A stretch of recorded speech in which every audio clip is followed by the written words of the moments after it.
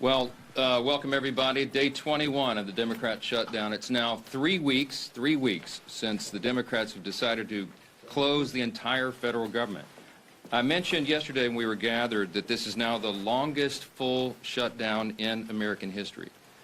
And yet again, Senate Democrats voted for the 11th time, 12 times overall, when you count House and Senate Democrats, to prolong the pain and keep the government closed. So we want to talk very briefly with you this morning about what that means, and then we're going to give you a little update on the Epstein matter. So far, this is what it means. So far, what this shutdown has caused to the economy and to the people of this country is really unconscionable. The U.S. economy has now lost hundreds of billions of dollars. We have federal workers who are desperate for pay and uncertain when they will get their next paycheck. You got families wondering if they'll go without food assistance next month because many people rely upon that. New federal loans and disaster aid have come to a complete halt, and the stewards of our nuclear defense stockpile are being sent home on furlough. Think of the implications of all this. All of it hurts the economy, it hurts our national security, and it hurts the American people, and the Democrats seem not to care. I was watching Republican Senate Majority Whip Barrasso this morning on an interview, and he said it, I think, very succinctly. He said the Democrats are practicing the politics of pain. I'm not sure I could say that any better. That's exactly what it is. And you think of what's happening right now. Think of what they have demanded in exchange as a ransom, the hostage they've taken to reopen the government. They're demanding taxpayer-funded health benefits be restored to illegal aliens. They're demanding that we spend billions of dollars overseas for ridiculous programs that the American people do not support. They want to claw back the $50 billion that we just got signed into law on July 4th to support our rural hospitals and all sorts of other crazy things. They're demanding taxpayer-funded health benefits for illegal aliens instead of agreeing to pay our men and women in uniform and provide vital health services and all the things that our most vulnerable Americans depend upon. It is unforgivable. And this is an indisputable fact. Everybody can see this, and everybody in this room knows what I'm about to say is true. Chuck Schumer and Hakeem Jeffries are terrified of their far left base in New York and around the country. So they have given in to their demands to shut down the government so that they themselves can get the left's approval and somehow salvage their political careers. That is the whole story in one sentence, okay? That's why Schumer said shamelessly that every day of the shutdown gets better for us. Who's the us? He's talking about he and Hakeem and the Democrats who are afraid of the far left base. So today I want to put a finer point on some of the very real consequences we're seeing and what they mean for Americans around the country. And I'll zoom in on some of these key Democrat states where the senators continue to dig their heels in and vote against opening the government. Yesterday from NBC News, here's the headline: air traffic control staffing issues cause flight delays across the country. The Secretary of Transportation said 53% of flight delays are now due to staffing issues, and usually that number is 5%. From Colorado, food banks face growing crises as shutdown impacts become a reality. That's the headline from Sky High News. What are Colorado's two Democrat senators doing? You've got Hickenlooper and Bennett. They've both now voted 11 times to keep the government closed. Virginia. Here's the headline yesterday, KSL. Virginia employees fear shutdown's impact on veterans' medical care. And meanwhile, there are two Democrat senators, Tim Kaine and Mark Warner, have voted repeatedly to put their thumb in the eye of those veterans. And they won't end this pain. From Hawaii, Hawaii News Now says, headline, government shutdown impacts telehealth for seniors in Hawaii. Seniors in Hawaii rely upon telehealth. Guess who's shutting it down? There are two Democrat senators, Brian Schatz and Mazie Hirono, voted again and again to keep the government closed and disrupt the health services for seniors in their own state. They've got a lot to answer to. From California, here's a headline, ABC 7 News. Alameda food banks step in to help TSA workers, families impacted by government shutdown. That is disgusting. And both of California's senators, Padilla and Schiff, have voted 11 times to block the pay of those TSA agents and their families, the paychecks they rely upon. From Illinois, WIFR, yesterday, federal courts in northern Illinois reduce operations due to government shutdown. The courts are reducing operations, and you've got Illinois Democrats Senators Duckworth and Durbin have voted to keep the government closed. We can do this all day long. That's a sample. Democrats used to care about the harm that shutdowns caused hardworking Americans, but now we can all see very clearly that was always based on politics and not principle, because they have thrown the principle out the window. And yesterday, there was an article from The Hill that laid bare that very fact.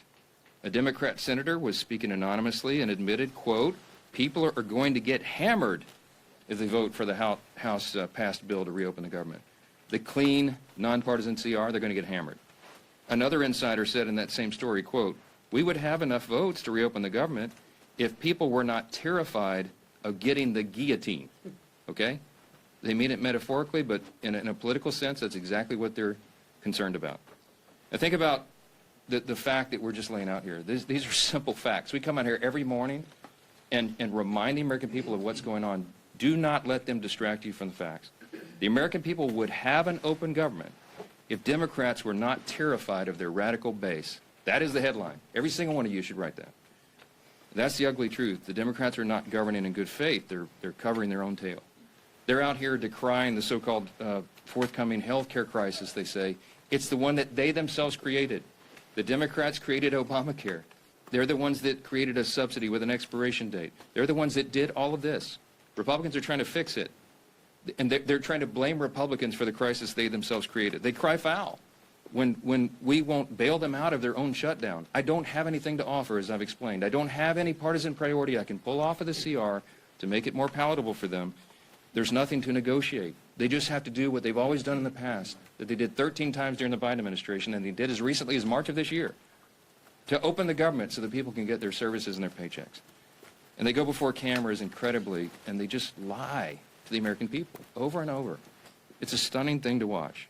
It's time to stop the political games. The Democrats have got to stop this so that we can get back to the work here.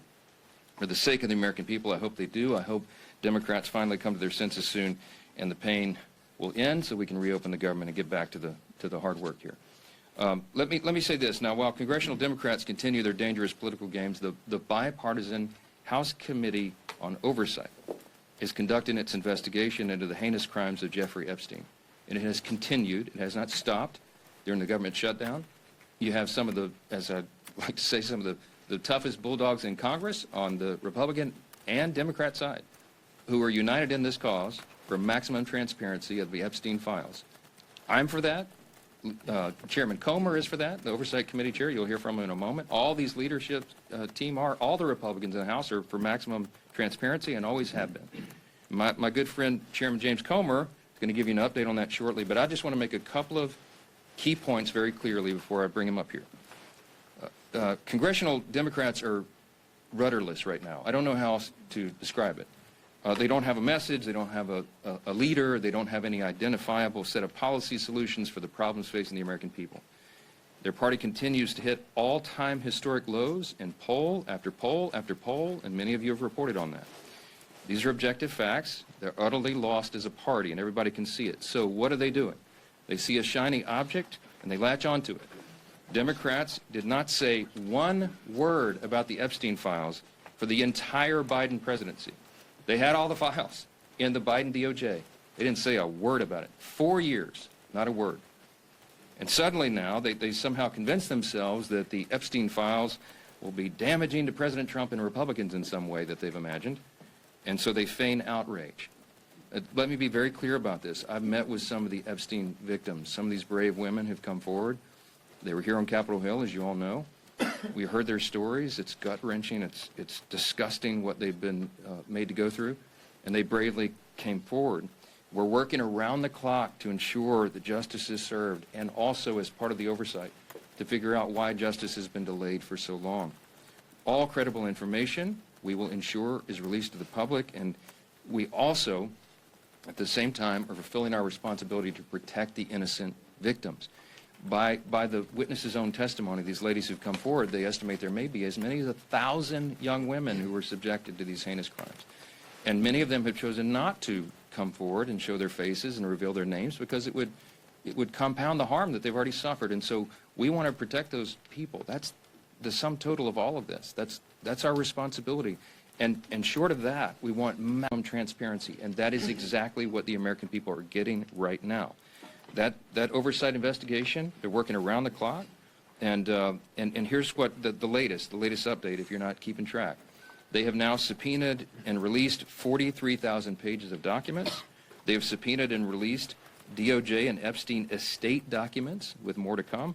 They've issued 11 deposition subpoenas, and they've released Bill Barr's deposition transcript. Just a few days ago, they released the transcript from the interview with Alexander Acosta. They requested and begun to receive suspicious activity reports from the Treasury Department, and the department is fully cooperating in that. And they published letters from Eric Holder, Merrick Garland, and James Comey stating they had no knowledge or information related to the committee's investigation. Those documents include the ones that were released on Friday of last week, okay? The Epstein estate documents include his personal phone logs, his travel logs, his financial records, the ledgers that many people have been wanting to see, and even his daily calendar. The investigation and continued document release is ongoing even as we speak. And let me say this clearly as well. The Bipartisan House Oversight Committee is already accomplishing what the discharge petition, that gambit, sought, and much more. The Epstein estate files that have been this new treasure trove, the third batch of information released right now, was not even included in the discharge petition. You didn't even think of it.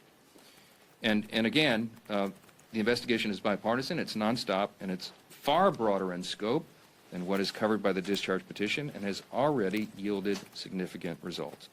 Unfortunately, some Democrats, and sadly even a couple of Republicans, have tried to make this a political issue. They seem to be more interested in trying somehow to lay a glove on the president than in securing justice for these victims, and I think that is shameful. But as Chairman Comer will tell you, the work of the bipartisan investigation continues, and we brought him here to share with you some of those thoughts. Chairman Comer, thank you for your hard work, and take it away. Well, thank you, Mr. Speaker. As Speaker Johnson already said, today marks the 21st day of the Schumer shutdown. Democrats' political games are hurting hardworking Americans. This week, essential federal workers won't receive their paychecks because Democrats voted against paying them. That includes Border Patrol, CBP agents, TSA, FAA staff, DOD civilians, FEMA responders, and Capitol Police officers. The overwhelming majority of Americans oppose this Democrat shutdown. Democrats know it, so they're trying to distract from the fact that they shut down the government by pushing a false narrative about President Trump and Jeffrey Epstein. Let me be clear. No one is protecting Epstein or his associates. The House Oversight Committee is conducting a thorough review of the federal government's handling of the Epstein investigation, one that goes far beyond the discharge petition the legacy media is obsessed with. To date, the Oversight Committee has released over 43,000 pages of documents and issued 13 subpoenas. We've conducted a deposition with former U.S. Attorney General Bill Barr and a transcribed interview with former U.S. Labor Secretary Alex Acosta. I don't think I need to remind anyone in here, they are both Republicans and both former cabinet secretaries in the Trump administration. And guess what? Those interviews completely debunked the Democrat smear against President Trump. Barr stated that there was no evidence that President Trump was involved in Epstein's criminal activity. Acosta confirmed there was no contact with President Trump during the Florida case. No link, no conversations, nothing. Despite these facts, Democrats, especially Ranking Member Garcia, continue to spread lies about President Trump, and they are lies. They're infected with an incurable case of Trump derangement syndrome.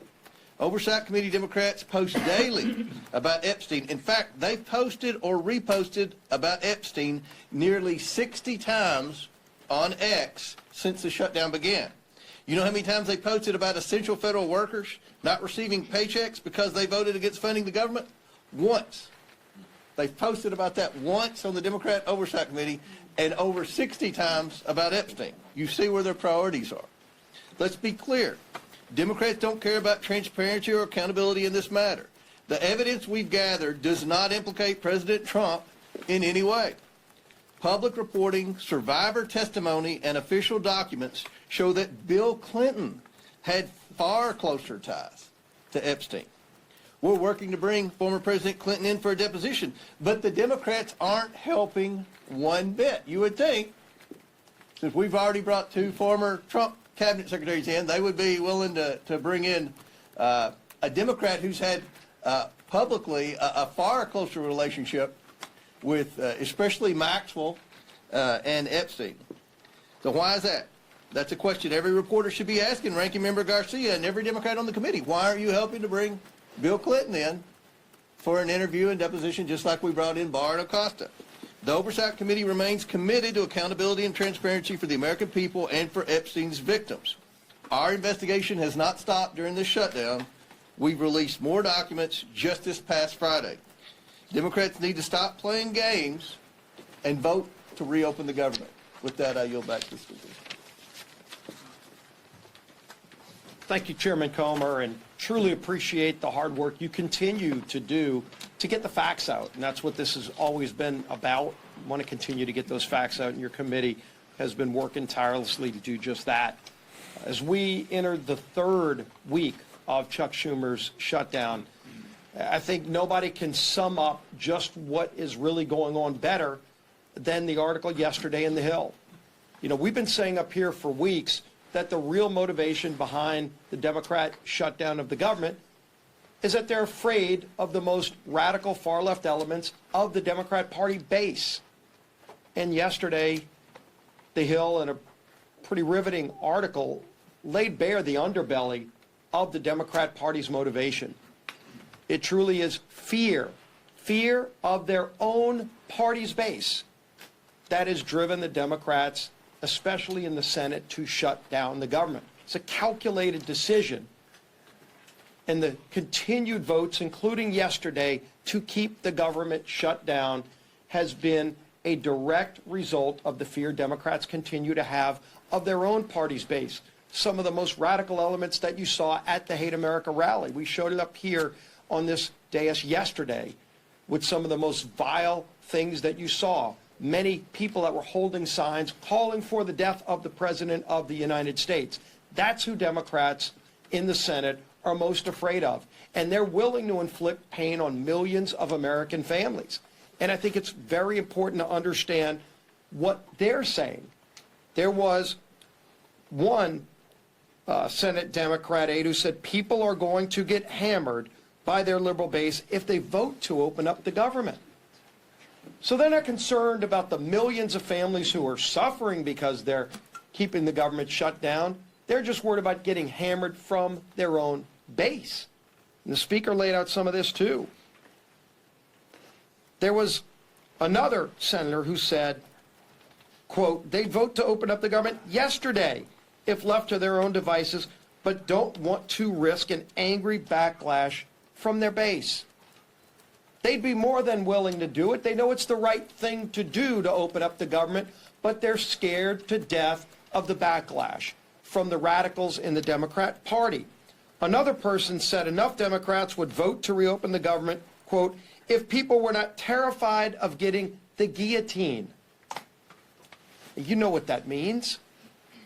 When they're more scared of their own party's base, you talk about profiles in courage, that's what we're experiencing. And maybe the worst was this, because the Speaker's gone over and over with some of the different states and the pain it's causing, not just here in Washington, but all around the country. In every state, there is real pain being inflicted. People that aren't sure if they're going to get another paycheck if they're working for the federal government. And there's a state, Georgia, that has a number of military bases, a lot of other federal workers. NIH is headquartered in the state of Georgia. And what is one of their senators, Senator Ossoff, thinking about all this? Another Democrat said, Senator Ossoff's calculation is, quote, do I vote to open the government up and get crushed and can't raise a single dollar of low-dollar money? Or do I vote to shut the government down and get $3 million from online fundraising? That's disgusting. Senator Ossoff is more concerned about getting low-dollar donations from maybe some donor in California who's going to click on an email and give him $100 for his reelection, and so he's causing suffering on tens of thousands of people in his home state of Georgia. Senator Ossoff ought to send that tainted, dirty money back if he's raised $3 million off of the shutdown, off of the suffering he's caused, just so that he can get some more money from radicals around the country. Go look at his finance report during the shutdown. The low-dollar donations that he's more concerned about getting than opening up the government, which is the right thing to do, because they're scared to death of their base, because they want to keep getting low-dollar donations from the most radical members of the Democrat Party. That's what this is about. And we've been saying it, but now that Hill article truly exposed it, with anonymous senators finally speaking freely, with other Democrat aides admitting what's really going on their side. And when they asked the speaker, gee whiz, is there something else you can offer? What is there to offer to a party who's so morally corrupt and bankrupt that they're willing to sell out the American people because they're either scared of their base or they want to just keep getting low-dollar donations from donors around the country who are rooting for chaos for America, who want to undermine this country? That's what's going on here. And the American people are figuring it out. People in Georgia are figuring it out. They know why they're seeing the suffering, and their own two senators are voting for that suffering, and now you know why. It's laid out in full display for everybody to see. We're here ready to get back to the people's work for all the American people, not just for some far-left radical base who's holding the Democrat Party in D.C. hostage.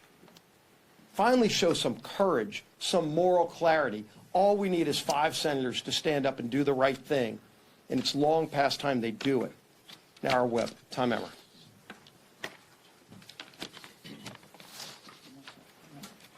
Welcome to day 21 of the Democrats' shutdown, where Democrats have now voted 12 times against funding our government. Why is that?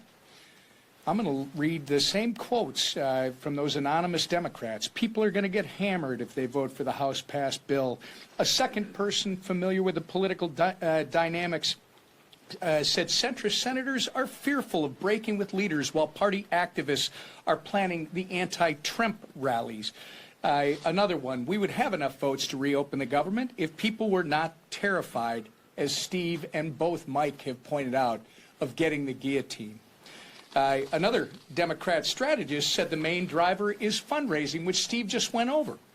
Do I vote to open the government up and get crushed and can't raise a single dollar of low-dollar money? I mean, it's amazing, Steve. This is what it's all about. And this is what everybody in this room should be reporting every single day. They should be held accountable for this type of behavior, because it is having serious consequences all across the country. Real Americans are getting hurt while these political elites in the defunct Democrat Party are playing political games. Border Patrol agents are being forced to go without mission-critical funding. Low-income families, nutrition assistance benefits like SNAP and WIC are being jeopardized, all so these Democrats can appease their radical pro-terrorist wing. That is what they are. You saw it. And anybody who wants to push back, then they should disavow any connection to people who are calling for the death of any elected official, let alone the President of the United States, which they seem to be fine with, or this Attorney General candidate in Virginia. They won't even do that. This is a party without a message, without a leader, and without a future at this point. They are well on their way to being left on the ash heap of history. It's despicable, and it's downright wrong. We've got news for Chuck Schumer and the soon-to-be former leader of the Democrats in the House. Your Hate America rally is over. It's past time for you to stop thinking about yourselves and start thinking about the people that you were hired to serve. The American people are not and should not be pawns in your shutdown games, and they should not be forced to suffer just so you can play politics here in Washington, D.C. Put an end to this madness, pass our clean CR, and let's reopen this government immediately. Our conference chair. Thank you. Well, good morning, everybody, and thank you, Mr. Comer, for being here. Again, don't let the facts get in the way of a good story, right? Our side, a lot of facts. The other side, more headlines than anything, right? Press the other side on the facts, because the facts speak for themselves, no different than Chairman Comer laid out with all the work that he's doing, and transparency, right? It's been 1 month since House Republicans passed a bill to keep your government open. And how did Democrats celebrate? Well, they partied with communists and socialists who hate America, right? While Democrats were marching with their radical mobs, Republicans were actually meeting with Americans, listening, helping, and working. Let me give you a few examples.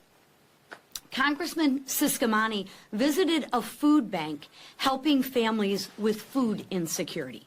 Congressman Rick Allen stood with veterans left in limbo by the Democrats' political games.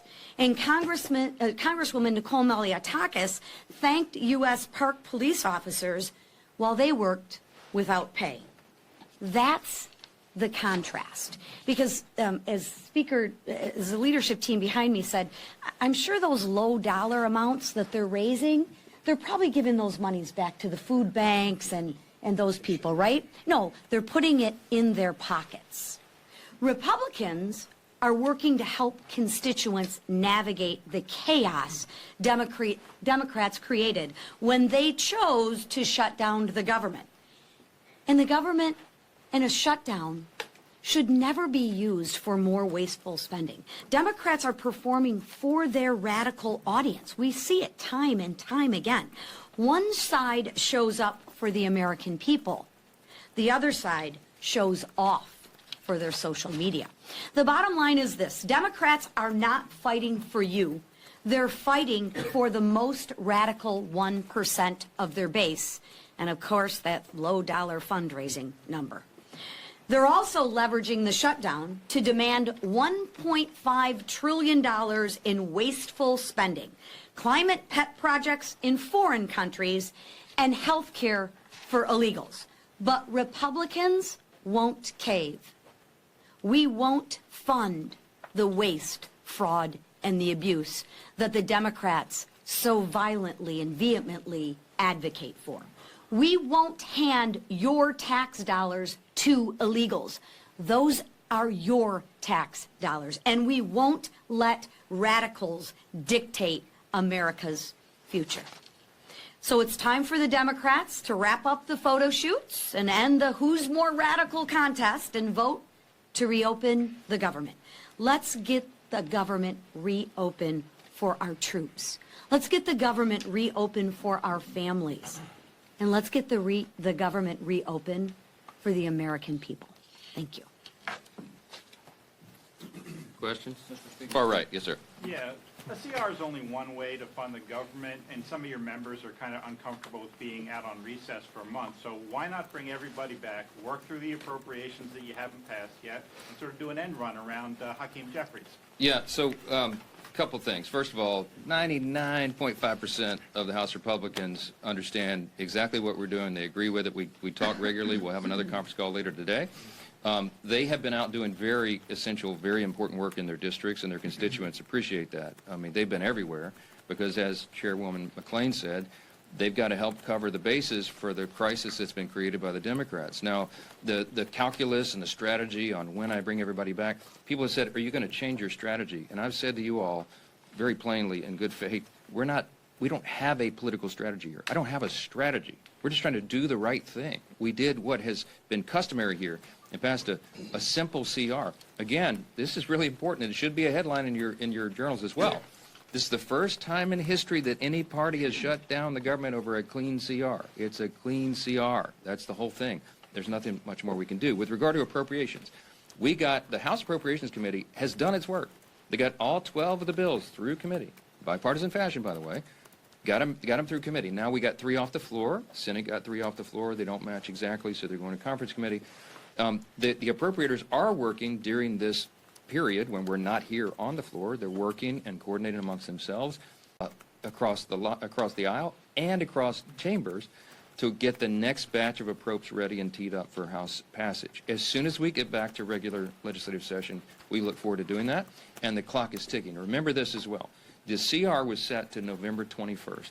Was that a random date? No, that date was chosen by Republicans and Democrat appropriators, decided upon to allow for 7 additional weeks so they could finish the job that you just asked about.